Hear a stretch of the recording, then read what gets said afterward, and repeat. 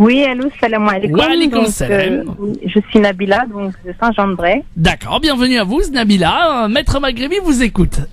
Alors, donc le problème qui se pose, donc j'ai accouché donc début mai, et donc le problème c'est que mon mari a pris à ce moment-là, donc fin avril début mai, un congé paternité.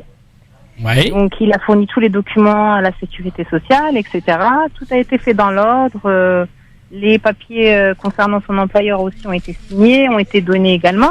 Sauf qu'en fait, là, en début de semaine, il s'avère que la CPM donc lui a dit qu'il ne serait pas payé parce qu'apparemment, j'aurais accouché après la date officielle, donc date prévue d'accouchement. Donc est-ce que c'est possible ça ou pas du tout? Parce que sur ce sujet, j'y connais rien du tout, donc j'aimerais bien être éclairée, s'il vous plaît. Bonne question. Maître Alors Maghrébi. oui, c'est en effet c'est surprenant même comme c'est fou. Moi-même, j'ai été surprise d'entendre cette réponse de la part de la CPM parce que je vois pas pourquoi mon mari ne serait pas payé pour son congé paternité, juste parce que moi j'aurais accouché après la date prévue. Sachant que mon mari, en fait, a pris le congé paternité à la date vraiment réelle de la date prévue d'accouchement. Je devais accoucher le 28 avril et j'ai accouché que le 5 mai. D'accord.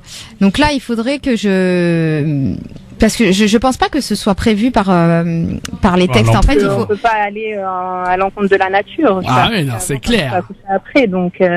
Oui, non, mais c'est alors.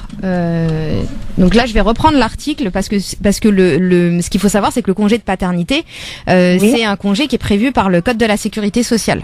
Voilà. C'est une loi de 2012. Donc là, ce qu'il faudrait, c'est reprendre l'article du Code de la Sécurité sociale pour savoir est-ce qu'il pose cette condition ou pas. Donc là, je suis en train de le rechercher, donc là, je le trouve. Donc voilà. Donc lui, cet article, il nous dit quoi? C'est l'article L 331-8 du Code de la Sécurité sociale qui nous dit. Lorsqu'il exerce son droit à un congé prévu donc par le Code du travail dans un délai fixé par décret, l'assuré reçoit pendant la durée maximale de 11 jours consécutifs et dans les mêmes conditions d'ouverture de droits, de liquidation et de service l'indemnité journalière sous réserve de cesser toute activité salariée ou assimilée. En cas de naissance multiple, la durée maximale passe à 18 jours. L'indemnité journalière n'est pas cumulable avec l'indemnité de congé maladie ou d'accident du travail. Et un décret fixe les modalités d'application du présent article. Donc moi, à la lecture de cet article-là, on ne me pose pas comme condition que la naissance doit avoir lieu au terme qui avait été fixé au préalable, faute de quoi vous n'auriez pas le droit de percevoir vos indemnités. C'est complètement dingue. Hein. Alors là, donc, que doit-elle réagir? Que doit-elle faire? Par contre, on a quand même après des décrets qui ont été pris, donc qui étaient précisés par le texte. Donc je vais quand même les regarder pour être sûr qu'il y a rien. Donc les délais mentionnés est fixé à 4 donc c'est 4 mois. Donc quand est-ce qu'il doit prendre son congé? C'est dans les 4 mois à compter de la naissance de l'enfant. Donc c'est pas à compter. Donc vous pouvez contester cette décision, vous lui dites qu'il conteste cette décision devant la commission de recours amiable.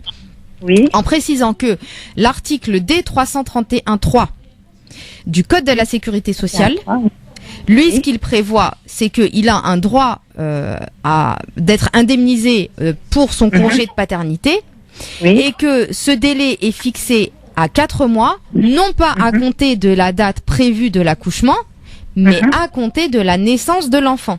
Et c'est dans l'alinéa 1. Eh ben voilà, on a trouvé la faille. À partir du moment où c'est prévu à compter de la naissance, on ne peut pas lui dire aujourd'hui que l'enfant est né après le terme et donc qu'il n'y a pas le droit. Parce que les textes, c'est pas ce qu'ils prévoient. Donc vous mettez bien en parallèle les deux articles. Donc vous mettez en parallèle l'article L 331-8.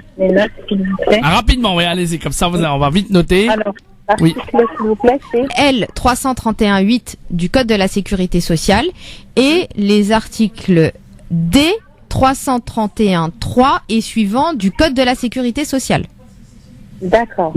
D'accord, en disant que... En disant bien que le compteur, il démarre et la situation qui doit être prise en compte, ce n'est pas la date prévue de l'accouchement, mais la naissance de l'enfant. Exactement, faut bien préciser ça. Parce que c'est bien écrit, hein. Là pour le coup c'est sur l'alinéa 1 à compter de la naissance de l'enfant. Voilà. D'accord, très Et bien. si vous voulez, sinon vraiment, j'espère que vous allez pouvoir obtenir. Vous faites un recommandé avec accusé de réception à la commission de recours amiable en invoquant ces deux articles-là et je vois pas comment. D'accord. Parce que nous, la personne qu'on a eue à la CPM, donc qui nous a expliqué, il nous a dit qu'en fait que j'aurais dû accoucher à la date prévue, donc c'est-à-dire le 28 avril. J'ai dit c'est pas possible, c'est la nature, on peut pas aller à l'encontre. Surtout qu'on peut dépasser jusqu'à 2 semaines. On nous a dit que c'était à l'employeur de nous informer de reculer en fait le congé paternité. Donc chaque jour en fait, l'employeur de mon mari aurait dû dire à mon mari venez travailler.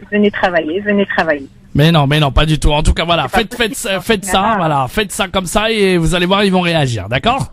D'accord, très bien. Merci. Surtout que le texte est là aussi, c'est D331.5. Il prévoit bien que pour bénéficier de l'indemnisation, le conjoint, donc c'est le père ou le conjoint donc de l'enfant, doit adresser sa demande à l'organisme de sécurité sociale dont il relève. Le texte ne dit pas que c'est l'employeur qui doit adresser la demande d'indemnisation à l'organisme de sécurité sociale dont il relève.